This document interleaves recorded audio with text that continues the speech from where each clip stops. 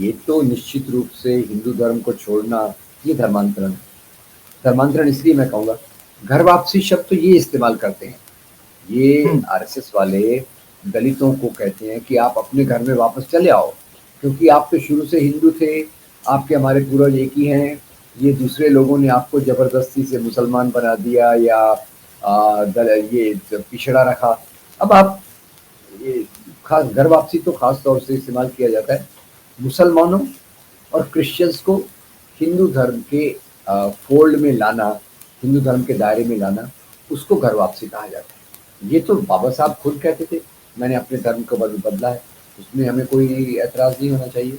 और बाबा साहब ने तो उम्मीद भी की थी कि भारत फिर से बौद्धमय हो जाएगा, जैसे कि जी। अशोक के समय में था, जो अभी राजेंद्र पाल जी ने किया। वो वही किया जो पिछले कई सालों से चलते आ रहा है। कई सालों हम्म। से चलते आ रहा है। इस साल एक ही बात हुई, 10,000 दलितों ने बौद्ध धर्म में प्रवेश किया। मैं आपको थोड़ा याद दिला देना चाहता हूँ कि इसके पहले भी बहुत बार कई दलितों के संगठन दलितों को लाकर बुद्ध धर्म में प्रवेश करना चाहते थे, और बार-बार विश्व हिंदू परिषद के लोग उनके इस प्रयत्न को असफल करने के लिए कोशिश करते थे, क्योंकि उन्हें अपने धर्म के अंदर रखना भी है, उनसे काम भी करवाना है, और उनको दंगों और दूसरे लोगों को दबाने के लिए सामने भी करना है। तो इसलिए उनको बाहर भी नहीं जाने देना। बाहर जैसे अम्बेडकर जी ने जब बुद्ध धर्म स्वीकार किया, तो उन्होंने कहा मैं आज आज़ाद महसूस कर रहा हूँ, I am feeling very free. एक तरफ हम्म। उनके कुछ आइकन्स निकाले, आइकन्स को ये किया, मूल्य वही रखे, और इन आइकन्स को मुस्लिम विरोधी टच दे दिया एक, और दूसरा उसी के साथ एक बड़ी हिंदू पहचान के अंदर सबको समाहित करने की कोशिश करने लगे। तो मैं ये बात दुख से इसलिए कह रहा हूँ कि उनके डायनेमिज्म के कारण आज वो दलितों के बीच उनकी पहुंच ज़्यादा है। अगर आप चुनावी धरातल पर देखें तो उन्हें काफ़ी सफलता मिलती है, उनके बहुत सारे ये जो टेक्निक्स हैं कि आरएसएस से जुड़े ये जो संगठन हैं, हम्म। ये बहुत डायनेमिक है।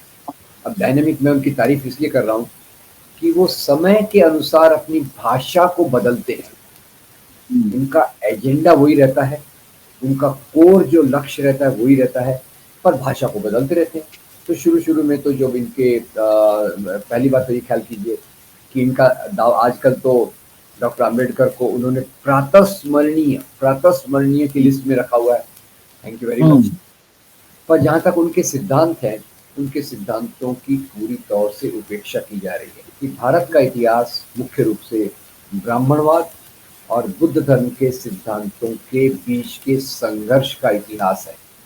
ये बाबा साहब की जो समझ है, मेरे ख्याल से बहुत गहरी समझ है, और जो आज इतिहास की समझ डालने की कोशिश की जा रही है, वो इस वास्तविक सच्चाई को छुपाने के लिए।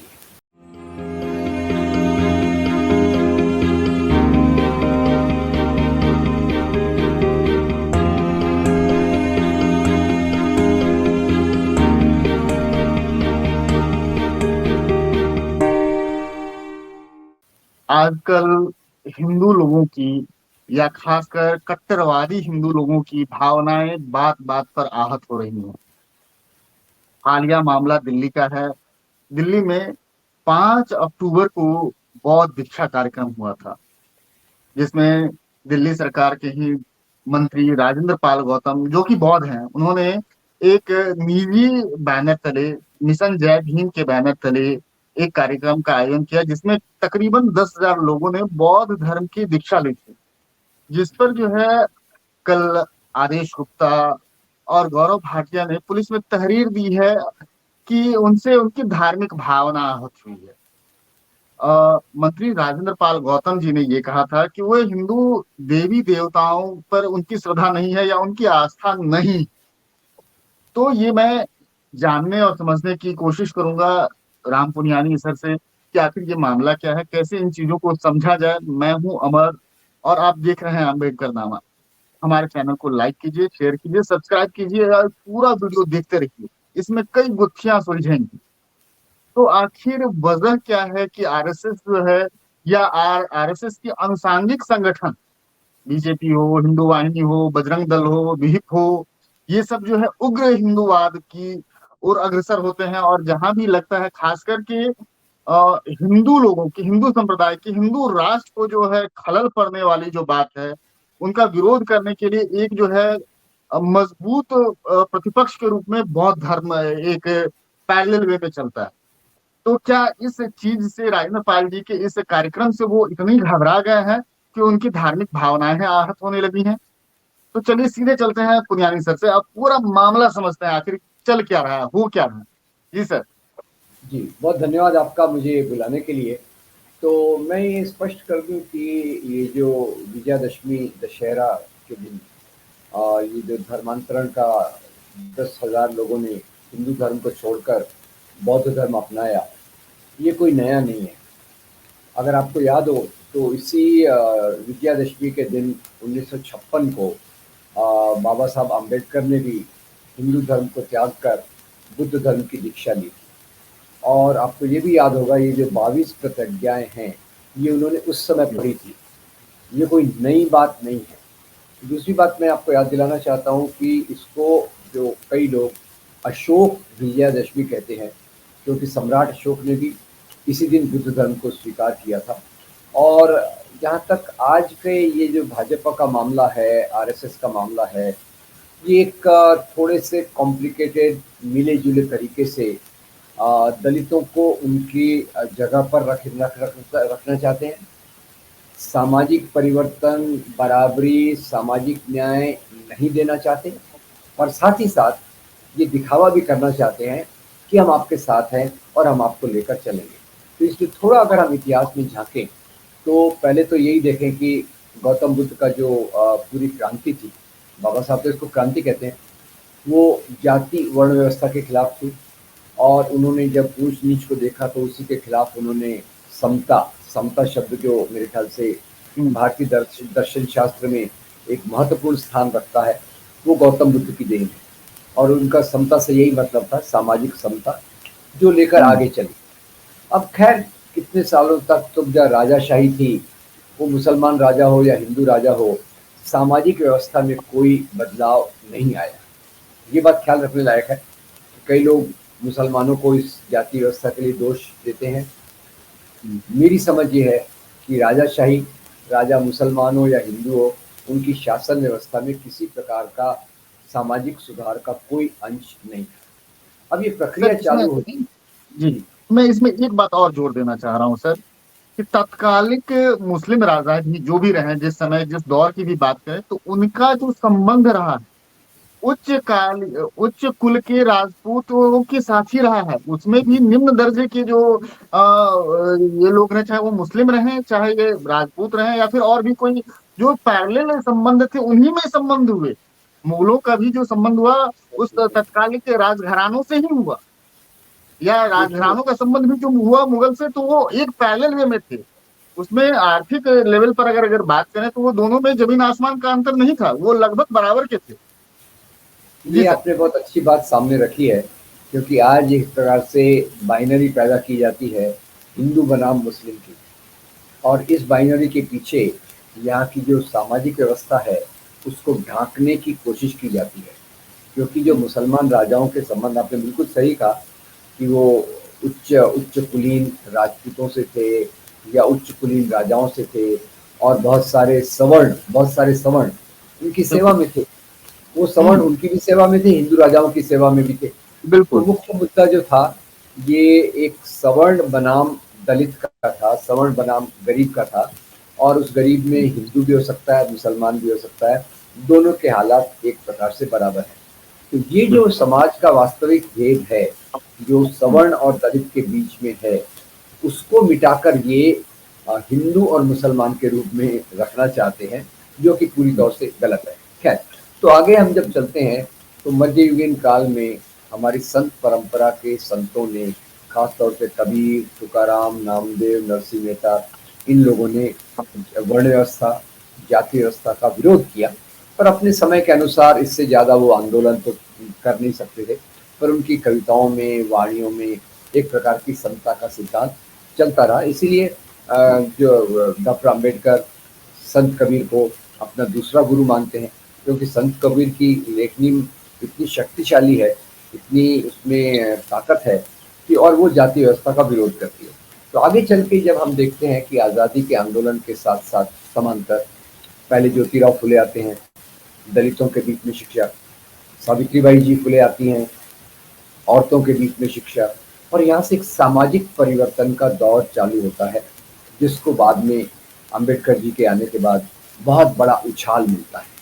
और ये उछाल अंबेडकर जी पूरे सिद्धांतों के आधार पे अपने आंदोलनों को खड़े करते हैं, वो पूरे समाज को शिक्षित करते हैं, लिखते हैं इस बात पे, गहरा रिसर्च करते हैं, वैदिक काल का रिसर्च करते हैं, इतिहास का रिसर्च करके वो मुख्य रूप से इस निष्कर्ष पर आते हैं कि भारत का इतिहास मुख्य रूप से ब्राह्मणवाद और बुद्ध धर्म के सिद्धांतों के बीच के संघर्ष का इतिहास है।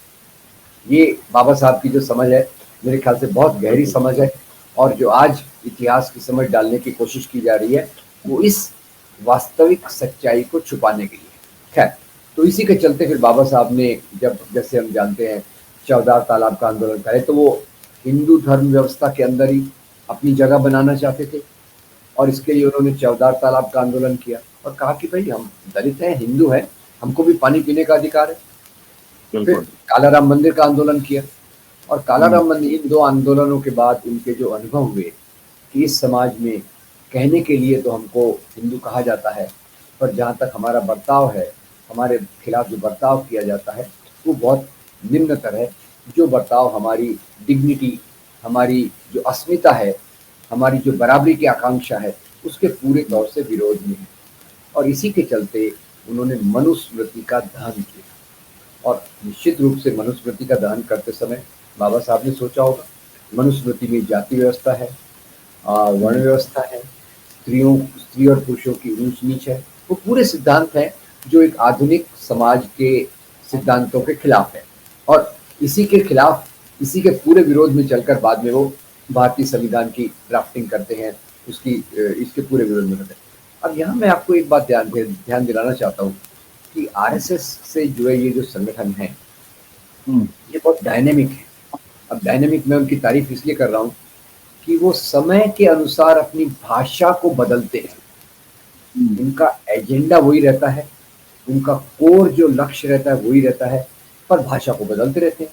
तो शुरू-शुरू में तो जब इनके पहली बात तो ये ख्याल कीजिए कि इनका दाव आजकल तो डॉक्टर अम्बेडकर को उन्होंने प्रातःस्मरणीय की लिस्ट में रखा हुआ है।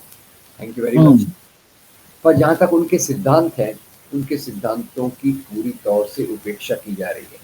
दूसरी बात देखिए, अम्बेडकर जयंती मनाते हैं, आप भी मनाते हैं, मैं भी शामिल होता हूँ। पर हमारी जयंतियों से ज़्यादा जो ग्लैमर जो हुँ, आरएसएस के संगठन अम्बेडकर जयंती मनाते हैं, उसमें है। हुँ, क्योंकि उसमें जयंती बिल्कुल। मनाने में तो आपको केवल फूल माला चढ़ाना है, सिद्धांतों पे चलने हुँ, का तो काम नहीं। तो खैर, जब बाबा बिल्कुल। साहब ये आंदोलन कर रहे थे, तब तक हुँ, 1925 में आरएसएस बन चुका था, हुँ, हिंदू महासभा बन चुकी थी। हुँ, इनमें से किसी ने भी बाबा साहब का समर्थन नहीं किया उस समय, ये याद हुँ, रखिए। हमको इस बात को we have to call a spade. ये जो भी संगठन धर्म के नाम के राष्ट्रवाद की पुकार करते हैं, उन्होंने बाबा साहब के आंदोलन के साथ नहीं आए। और मैं थोड़ी सी एक और इसमें बात जोड़ना चाहता हूँ कि बाबा हुँ, साहब के आंदोलनों का और उनकी जो पोजीशंस थी, उसके कारण हुँ, मुख्य राष्ट्रीय आंदोलन के जो पिता, राष्ट्रपिता महात्मा गांधी, वो प्रभावित हुए। अब ये बात और हुँ, है कि वो कितना कर सके, नहीं कर सके, पूरे देश को साथ में ले जाना था। और इसी बिल्कुल, के बिल्कुल। कारण उन्होंने 1933 में यात्राएँ चालू की। यात्राएँ हुँ, काहे के लिए? छुआ-छूत को उन्मूलन करने के लिए। उनके हुँ, अनुसार वर्ण जाति व्यवस्था के उन्मूलन की पहली सीढ़ी है छुआ-छूत को दूर करना। तो खैर, ये एक बिल्कुल। बात है।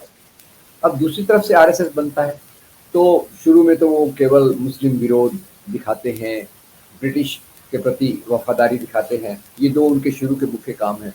पर जैसे आगे चलते हैं, तो आगे चलते हैं तो धीरे-धीरे उनको एक उनकी गहराई, उनका डायनामिज़्म इसी में है कि समाज के जिन तबकों को वो पिछड़ा रखने चाहते हैं, उन हुँ, तबकों के बीच भी काम करते हैं। हुँ, और उन सबको को ये संदेश देते हैं कि भाई हम भी तुम्हारे साथ हैं, हम भी तुम्हारे साथ हैं। जैसे अब बिल्कुल। दलितों के बारे में बाबा साहब कहते हैं कि जाति व्यवस्था का अंत होना चाहिए, एनाहिलेशन ऑफ कास्ट। तो आरएसएस ने तो शुरू में तो मनुस्मृति के गुणगान किए, बाद में आके उन्होंने एक संगठन बना दिया, सामाजिक समरसता मंच। कि अलग-अलग जातियाँ हैं, तो क्या प्रॉब्लम है? इनके बीच में समरसता से एक अच्छा समाज चलेगा। तो ये बात उनके जिनको आज वो सबसे बड़ा आइडियोलॉग मानते हैं, गोलवलकर पहले थे जिन्होंने ब्लंटली ब्लंटली सब कुछ कहा। बाद में दीनदयाल उपाध्याय आए, उन्होंने इंटीग्रल ह्यूमैनिज़्म के नाम पे इसी बात को रखा कि जैसे एक शरीर में अलग-अलग अंग अपना-अपना काम करते हैं, वैसे ही अलग-अलग जातियाँ अपना काम करती हैं। Thank you very much. तो इतने सोफिस्टिकेटेड तरीके से उन्होंने जाति व्यवस्था को रख दिया। तो ये सामाजिक समरसता मंच जो है, इसने दलितों के बीच में काम करके उनके उनके साथ पुल बनाए और उनके अधिकारों की बात नहीं की। जहाँ रिज़र्वेशन का मामला आ जाए तो आप चुप हैं, जहाँ उनकी अस्मिता का मामला आ जाए तो आप चुप हैं, पर केवल आप जो जिसको अंग्रेज़ी में कहते हैं पैट्रोनाइज़िंग तरीके से उनके साथ संबंध रखना, सोशल इंजीनियरिंग के माध्यम से उनसे जुड़ना और तीसरी एक बात महत्वपूर्ण उन्होंने जो की, कुछ ऐसे पुराने प्रतीकों को एक मैं अंतिम बात कर दूँ फिर आपका सवाल लेता हूँ। उन्होंने क्या किया 2 चीज़ें की, एक तो उपजातियों की पहचान को मज़बूत किया, एक तरफ उनके कुछ आइकन्स निकाले, आइकन्स को ये किया, मूल्य वही रखे और इन आइकन्स को मुस्लिम विरोधी टच दे दिया एक। और दूसरा उसी के साथ एक बड़ी हिंदू पहचान के अंदर सबको समाहित करने की कोशिश करने लगे। तो मैं ये बात दुःख से इसलिए कह रहा हूँ कि उनके डायनामिज़्म के कारण आज वो दलितों के बीच उनकी पहुँच ज़्यादा है। अगर आप चुनावी धरातल पर देखें, तो उन्हें काफ़ी सफलता मिलती है, उनके बहुत सारे ये जो टेक्निक्स हैं। तो सवाल ये इसमें है मैं सर जी, जी। एक शब्द और इसमें इसी दौरान आपकी बातचीत में एक चीज और जोड़ देना चाहता हूँ कि जी। आरएसएस को दलित क्यों चाहिए या दलित पिछड़े ओबीसी क्यों चाहिए, उसके पीछे एक बहुत बड़ा लॉजिक जो मेरे को समझ में आया कि जितने भी आंदोलन हो रहे हैं आरएसएस या बीजेपी के राजनीतिक मंच या उनके आनुषंगिक कार्यक्रमों में, तो जी। जितने भी दलित बहुजन लोग हैं वो उनके लिए एक भीड़ का काम करते हैं। खूब दूसरा, सोल्जर। जहां भी हिंसा और ऐसी तरह की तनाव वाली बात आती है तो यही लोग अग्रसर होते हैं, इन्हीं को आगे किया जाता है, क्योंकि तथाकथित आरएसएस में जितने भी बुद्धिजीवी वर्ग हैं वो एक लीडर के फॉर्म में रहते हैं, वो सामने नहीं आते हैं, वो पीछे रहकर केवल डायरेक्शन देते हैं। भीड़ में पुलिस की लाठियां खानी हो या फिर रैली करना हो या मजमा करना हो या बलवा ही करना क्यों ना हो, ये एक दलित वर्ग ही अधिकांश आगे रहते हैं या इन्हीं को आगे कर दिया जाता है हिंदू होने के नाम पर। क्या ऐसा भी है सर? ये आपने जो दूसरी बात कही, आगे रहते नहीं हैं, आगे रहते नहीं हैं, उनको आगे रखा जाता है। ये जी। सोशल इंजीनियरिंग का टेक्निक है कि उनको पहले तो कि देखो भाई आप भी हिंदू, मैं भी हिंदू और इन बेचारे गरीब दलितों को लगता है कि ये सवर्ण आदमी हमारे साथ आया है, बैठा है, हमारी सेवा कर रहे हैं, देखो हमारी आवभगत कर रहे हैं। तो वो उनसे आकृष्ट होकर और फिर वो डर दिखाते हैं कि देखो ये मुसलमान तो हमारे लिए कितना खतरनाक है। तो ये गुजरात के दंगों में भी देखा गया कि हम्म। मुख्य हिंसा सवर्णों के हम्म। हाथ से नहीं होती, हम्म। मुख्य हिंसा दलित आदिवासियों से करवाई जाती है। हम्म। और आपके प्रधानमंत्री, अपने प्रधानमंत्री बहुत गर्व से कहते हैं कि जो बाबरी मस्जिद का सबसे पहला ये तोड़ा, वो एक हम्म। दलित ने तोड़ा।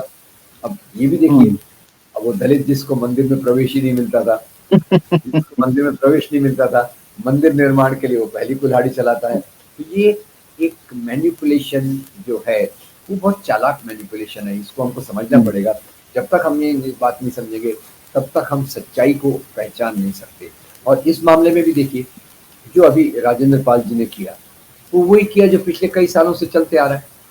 कई सालों से चलते आ रहा है। इस साल एक ही बात हुई, 10,000 दलितों ने बौद्ध धर्म में प्रवेश किया। मैं आपको थोड़ा याद दिला देना चाहता हूँ कि इसके पहले भी बहुत बार कई दलितों के संगठन दलितों को लाकर बुद्ध धर्म में प्रवेश करना चाहते थे और बार-बार विश्व हिंदू परिषद के लोग उनके इस प्रयत्न को असफल करने के लिए कोशिश करते थे, क्योंकि उन्हें अपने धर्म के अंदर रखना भी है, उनसे काम भी करवाना है और उनको दंगों और दूसरे लोगों को दबाने के लिए सामने भी करना है। तो इसलिए उनको बाहर भी नहीं जाने देना। बाहर जैसे अम्बेडकर जी ने जब बुद्ध धर्म स्वीकार किया, तो उन्होंने कहा मैं आज आज़ाद महसूस कर रहा हूँ। I am feeling very free. और उसमें उन्होंने जो प्रतिज्ञाओं में कितनी अच्छी-अच्छी बातें कही है कि मैं हम्म। एक सादगी का जीवन जीऊँगा, चोरी नहीं करूँगा, दूसरों को बिल्कुल। आदर से देखूँगा, सबको बराबरी से देखूँगा। तो अभी भी जो ये प्रोजेक्ट किया गया है, वो देवी-देवताओं के बारे में केवल प्रोजेक्ट किया गया है उस शर्तों में से। जो बाकी चीज़ें हैं, बहुत सकारात्मक है, उसको तो कोई बात ही नहीं कर रहा। हुँ। इसे सर हम धर्मांतरण कहें या घर वापसी कहें? नहीं, देखिए, ये तो निश्चित रूप से हिंदू धर्म को छोड़ना, ये धर्मांतरण है। धर्मांतरण इसलिए मैं कहूँगा, घर वापसी शब्द तो ये इस्तेमाल करते हैं। ये हुँ, आरएसएस वाले दलितों को कहते हैं कि आप अपने घर में वापस चले आओ, क्योंकि आप तो शुरू से हिंदू थे, आपके हमारे पूर्वज एक ही हैं, ये दूसरे लोगों ने आपको ज़बरदस्ती से मुसलमान बना दिया या दल ये पिछड़ा रखा। अब आप ये खास घर वापसी तो खास तौर से इस्तेमाल किया जाता है मुसलमानों और क्रिश्चियंस को हिंदू धर्म के फ़ोल्ड में लाना, हिंदू धर्म के दायरे में लाना, उसको घर वापसी कहा जाता है। ये तो बाबा साहब खुद कहते थे, मैंने अपने धर्म को बदला है, उसमें हमें कोई ऐतराज़ नहीं होना चाहिए। और बाबा साहब ने तो उम्मीद भी की थी कि भारत फिर से बौद्धमय हो जाएगा, जैसे कि जी। अशोक के समय में था। जी। एक सवाल और बनता है सर यहाँ पर, घर वापसी तो हो, ये चाहे उसको धर्मांतरण के शब्द से समझें या घर वापसी से समझें। मुझे ये समझना है सर, घर वापसी होने के बाद किस जाति में, क्या वो फिर वो ब्राह्मण हो पाते हैं या फिर उनकी जिनकी घर वापसी हुई वो किस वर्ग में जाते हैं? देखिए, इसका कई जवाब इन्होंने दिए हैं, मज़ेदार बात है ये। और आखिर में एक जवाब मुझे याद है, ये जो कहते हैं कि शुरू में ये जिस जाति में थे, उसी जाति में उनकी वापसी होगी। ये नहीं कहते कि जाति व्यवस्था अब नहीं रही, जाति व्यवस्था हम खत्म कर देंगे, वर्ण व्यवस्था में कोई आधार नहीं है। ये कहते हैं कि आपको जब मुसलमान बनाया गया था, क्रिश्चियन बनाया गया था, आप किस जाति में थे, उसी जाति में आपको वापस कर देंगे, तो आपका माल आपको वापस मिल गया। तो उनको ब्राह्मण और क्षत्रिय का तो कोई सवाल ही नहीं उठता। सवाल तो ये है सर कि भाई। इसमें भी एक फिर सवाल उठ जाती है जी। कि अगर मान लीजिए आज के डेट में कोई मुस्लिम है, वो घर वापसी कर रहा है या धर्मांतरण कर रहा है, मैं इस शब्द की विवेचना में नहीं जा रहा हूँ, तो जी। वो आज से 200 या 500 साल पहले किस धर्म में था, किस जाति में था, किस कुल में था, उसे कैसे पता होगा? अब ये तो भाई आज अगर जब उसको करना है तो कैसे उसको हम डिफाइन करें कि आप सवर्ण के किसी कास्ट में थे या फिर दलित के किस कास्ट में थे या किसी ओबीसी के किसी कास्ट में थे? आपका सवाल बहुत तार्किक है, पर जो लोग भगवान राम के जन्म स्थान को डेफिनेटली ढूँढ लेते हैं कि भगवान राम का जन्म यहीं हुआ था, तो लोगों की जातियों पहचानने में उनको क्या समय लगेगा? वो तो बराबर पहचान लेंगे। खैर, क्योंकि अब हमारी सामाजिक व्यवस्था ही ऐसी है कि उसमें जो ज़्यादा असरदार तरीके से बोले, आक्रामक तरीके से बोले, उसकी बात स्वीकृत हो जाती है। वैसे ये कहना तो बहुत मुश्किल है कि किसकी। अब कोई सैयद है, शेख है, वो तो अभी भी कहते हैं कि हम सवर्णों में से आए हैं, और जो पसमानदा हैं, वो दलितों में से आए हैं, ऐसा भी कहा जाता है। तो खैर, ये एक मुश्किल का मामला है। पर मुख्य मुद्दा यहाँ ये है कि बाबा साहब ने जो कहा था कि वर्ण व्यवस्था, जाति व्यवस्था का अंत होना चाहिए, एनालिसिस ऑफ कास्ट होना चाहिए, उस बात को कोई नहीं कहता, और जो मेरे ख्याल से ज़्यादा ज़रूरी है। यहाँ सर एक और सवाल कि हिंदू देवी देवताओं की भावना ज्यादा आहत होती है। एक इसमें ये सवाल उठता है, देवी देवताओं की भावना या उनके विचारकों की भावना, क्या वो प्रतिकार देखिए, करने के लिए आते हैं कि मेरी भावना आहत हो रही है, अब ये तो खैर, अब जैसे अपने यहाँ जो या मान्यता फिर है। उनका कद इतना छोटा हो गया या इतने नीचे में आ गए हैं कि उनको डिफेंड करने के लिए उनके कट्टरवादी भक्त को सामने आना पड़ रहा है? हमारा भगवान हमको खुद डिफेंड नहीं कर पा रहा है, इसलिए हम आ रहे हैं सामने भगवान को बचाने के लिए। हाँ, आपने बात तो सही कही है, पर अब भावनाएं तो हाथ लोगों की होती हैं। भावनाओं का हाथ लोगों की होती हैं, और देवी देवताओं का क्या चल रहा है, वो तो खैर वैसी पारलौकिक शक्ति हम जैसे सामान्य लोगों में तो है नहीं। हम लोग तो इसी जीवन को मानते हैं। चारवाक और बुद्ध की परंपरा में पले बड़े लोग, हम उनकी भावनाओं को, भगवान ब्रह्मा क्या सोच रहे हैं और लक्ष्मी जी क्या सोच रही हैं, उनके बारे में हमें हमें तो कहना मुश्किल है। पर हाँ, उनके नाम पर जो लोग पुजारी हैं, पुरोहित हैं, या बाकी लोग हैं, शायद वो जानते हो, वो उनका उनका मामला है। हम लोग उसके बारे में कोई कमेंट नहीं कर सकते। यहाँ सर आदेश गुप्ता जी ने जो ये किया, एफआईआर किया है, तो उसको आप किस एंगल से देख रहे हैं, या पुलिस ने जो तहरीर दी है? जी। अब देखिए, आदेश गुप्ता ऐसा चाहते हैं कि एक तरफ वो सवर्णों को संदेश देना चाहते हैं कि भाई हम आपके साथ खड़े हैं, और हमारे देवी देवताओं का अपमान हुआ तो हम उसके खिलाफ एक्शन लेंगे, एक तरफ वो कहते हैं। और दूसरी तरफ व्यापक आरएसएस परिवार जो है वो अम्बेडकर को के नाम पर लोगों को जोड़ना भी चाहता है। तो जैसे रहते हैं ना, आप दो मुंह से दो प्रकार की चीजें एक ही साथ कर रहे हैं। ये किसी संगठन की शक्ति का उच्चतम प्रतीक है कि दो विरोधाभासी बातें आप एक ही साथ कर रहे हैं। एक तरफ अम्बेडकर के नाम पर आप सम्मान देना चाहते हैं, और दूसरी तरफ अम्बेडकर ने जो बात कही उसको किसी ने कहा तो उसके खिलाफ केस कर रहे हैं। तो ये सवर्णों को एक सिग्नल होता है कि नहीं नहीं, हम आपके साथ तो हैं ही, ये बाकी जो चीज़ें हैं वो टेम्पररी हैं, उस पर आप मत जाया कीजिए। तो उनका जो अपर कास्ट वोट बैंक है उसको मेंटेन करने के लिए, उसको बनाए रखने के लिए उनको ये करना ही पड़ता है। क्या बीजेपी को बौद्ध से या बीजेपी के आनुषंगिक संगठन को बौद्ध धर्म से कोई खतरा है जो इतना डिफेंड कर रहे हैं? देखिए, बीजेपी का जो मुख्य एजेंडा है वो हिंदू राष्ट्र है, और भले इनकी परिभाषा में जैन, बुद्ध, सिख ये हिंदू धर्म के भाग हैं, ये वो कहते हैं, पर जैन, बौद्ध और सिख तो अपने आप को एक स्वतंत्र धर्म मानते हैं। तो इसीलिए बौद्ध धर्म को मानने वाले को गहराई से तो ये स्वीकार कर नहीं सकते, क्योंकि ये तो निश्चित रूप से इनका जो विचारधारा है, वैल्यू सिस्टम है, परंपराएं हैं, पूजा पाठ है, विश्वास है और जीवन के मूल्य हैं, फिलॉसफी है, वो पूरी अलग है। तो इसलिए बुद्ध धर्म को स्वीकार करना स्पिरिट के रूप में, विचारधारा के रूप में इनके लिए संभव नहीं है। ये जैसे मैंने कहा कि अम्बेडकर जी जैसे देखते हैं कि ब्राह्मणवाद और बुद्ध धर्म का ये अंतर विरोध है, और अम्बेडकर जी एक और बात भी कहते हैं, जिसको हिंदू धर्म के रूप में प्रस्तुत किया जाता है वो ब्राह्मणवादी विचारधारा की है। ये भी उनकी एक प्रस्तावना में वो लिखते हैं, हिंदुइज्म इज ब्राह्मणिक थियोलॉजी, क्योंकि हिंदू धर्म में वैसे और भी परंपराएं हैं, नाथ, तंत्र, भक्ति, शैव, सिद्धांत, पर वो परंपराओं को के बारे में इतना नहीं कहा जाता। जिन परंपराओं को रेखांकित किया जाता है, जिन परंपराओं को समाज में सामने रखा जाता है, वो ज़्यादातर ब्राह्मणी परंपराएं हैं। इसलिए बौद्ध धर्म को स्वीकार करना बीजेपी जैसी पार्टी के लिए संभव नहीं। विचार मतलब आंतरिक रूप से उसको स्वीकार करना उनके एजेंडा के बाहर है। बौद्ध धर्म से अगर मुस्लिम धर्म की बात करें तो आरएसएस के द्वारा मुस्लिम को भी बहुत डिफेंड किया है। उनके एक मंत्री हैं, बीजेपी एक मंत्री हैं, चर्चित मंत्री हैं, फायर ब्रिगेड नेता हैं गिरिराज सिंह। उन्होंने अपनी एक भाषण के दौरान बोला था कि अगर आपको कब्र के लिए जमीन चाहिए तो वंदे मातरम और भारत माता की जय बोलना पड़ेगा। ये समझा रहे थे या धमका रहे थे, ये तो मेरे को हम लोग उसको क्लियर नहीं कर सकते, लेकिन इन्होंने इशारा जरूर किया था। देखिए, ये जैसे अभी आज प्रगतिशील ताकतें बिखरी हुई हैं, लोग प्रगतिशील हैं, इस बात को मैं मानता हूँ।